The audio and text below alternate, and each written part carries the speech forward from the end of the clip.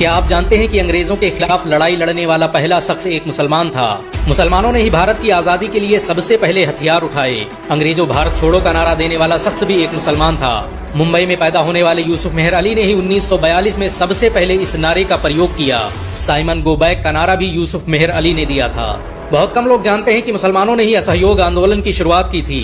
1920 में खिलाफत आंदोलन के दौरान मोहम्मद अली जौहर और मौलाना अबुल कलाम आजाद ने सबसे पहले अंग्रेजी सामान का बहिष्कार करने की रणनीति बनाई, जो कुछ ही दिनों में पूरे भारत में फैल गई। असहयोग आंदोलन में मुसलमानों ने बढ़ चढ़ कर हिस्सा लिया। भारत के सबसे बड़े शुगर व्यापारी हाजी सबू सिद्दीक ने अपनी शुगर फैक्ट्री पूरी तरह बंद कर दी। ये फैक्ट्री इतनी बड़ी थी कि इसके द्वारा बनाई गई शुगर पूरे इंग्लैंड में इस्तेमाल की जाती थी। बहुत कम लोग जानते हैं कि बाटा कंपनी भी मुसलमानों की थी, जिसे असहयोग आंदोलन के दौरान एक अंग्रेज ने खरीद लिया था। मुसलमानों ने इस आंदोलन के समर्थन में अपना सब कुछ कुर्बान कर दिया। आपको ये जानकर शायद हैरानी हो कि भगत सिंह का केस लड़ने वाला शख्स भी एक मुसलमान था। बैरिस्टर आसिफ अली ने भगत सिंह का केस तब लड़ा जब कोई भगत सिंह का साथ देने को तैयार नहीं था। अगर शोभा सिंह ने भगत सिंह के खिलाफ गवाही न दी होती तो भगत सिंह फांसी के फंदे पर चढ़ने से बच जाते। इंकलाब जिंदाबाद का नारा देने वाले हसरत मोहानी भी एक मुसलमान थे। उन्होंने ही भारत की आजादी की रूपरेखा तैयार की थी।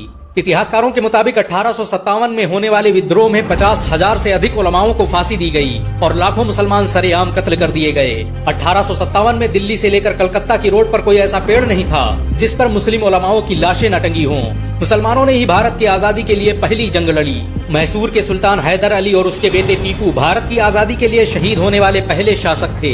मशहूर क्रांतिकारी अशफाकुल्लाह खान सबसे कम उम्र में फांसी पाने वाले भारत के पहले व्यक्ति थे।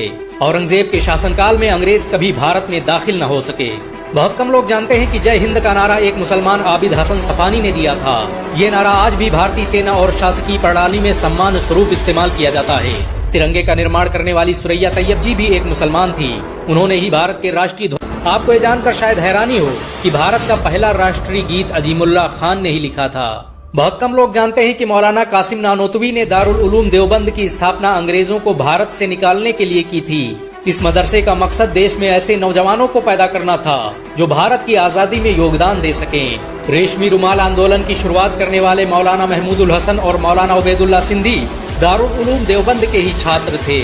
मौलाना उबैदुल्लाह सिंधी ने सुभाष चंद्र बोस के साथ मिलकर भारत की पहली अस्थायी सरकार की स्थापना की थी और वह भारत के पहले गृह मंत्री भी थे।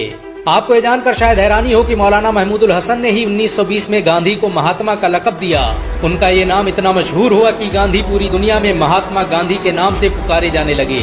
महमूदुल हसन ने ही हकीम अजमल खान के साथ मिलकर 1920 में जामिया मिलिया इस्लामिया यूनिवर्सिटी की स्थापना की थी ताकि भारतीय